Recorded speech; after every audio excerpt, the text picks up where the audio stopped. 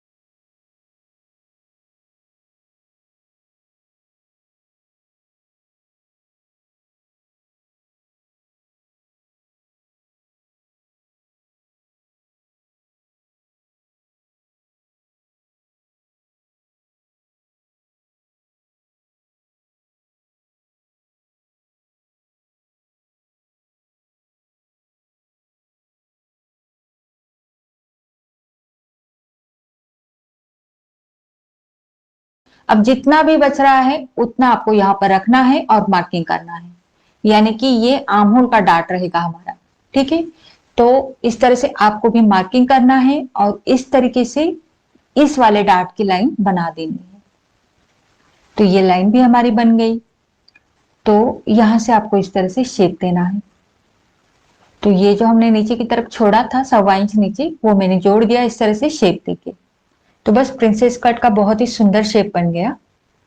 अब यहां से आप डार्ट की लंबाई नापो, ये वाली, तो ये वाली मेरी आ रही है 6.25 इंच। ठीक है, आपके जितनी भी आ गई होगी, कम या ज्यादा, जितनी भी आ रही है अब वही आपको यहीं पर भी रखनी है। तो ये 6.25 इंच में नहीं रखूंगी, थोड़ा सा आधा इंच एक्स्ट्रा रखूंगी क्योंकि कम नहीं पड़ना चाहिए। तो 6.25 इंच में मैंने आधा इंच मिलाया और 6.25 इंच पर मैंने यहाँ पर मार्किंग किया। यानी कि इस साइड की जितनी भी आई है उससे आधा इंच एक्स्ट्रा रखिएगा आगे की साइड में। अब बस दोनों मार्किंग हो गए।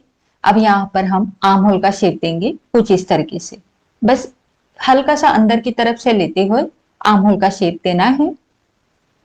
अब जो बचा हुआ आर्म होल का शेप है इस और का, इसे आप इस तरह से आर्म होल का ऊपर रख के हाथ से भी दे सकते हो या फिर आर्म होल कर्व से भी दे सकते हो।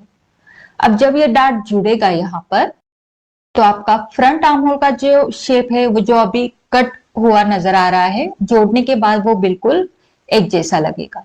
ठीक है, तो अब बहुत इंपॉर्टेंट काम करना है, आर्म होल नापना है।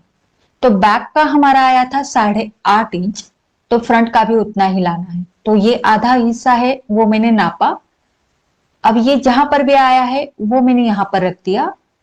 अब मैं यहां पर आगे का देखूंगी कितना आ रहा है। तो मेरा यहां पर आ रहा है,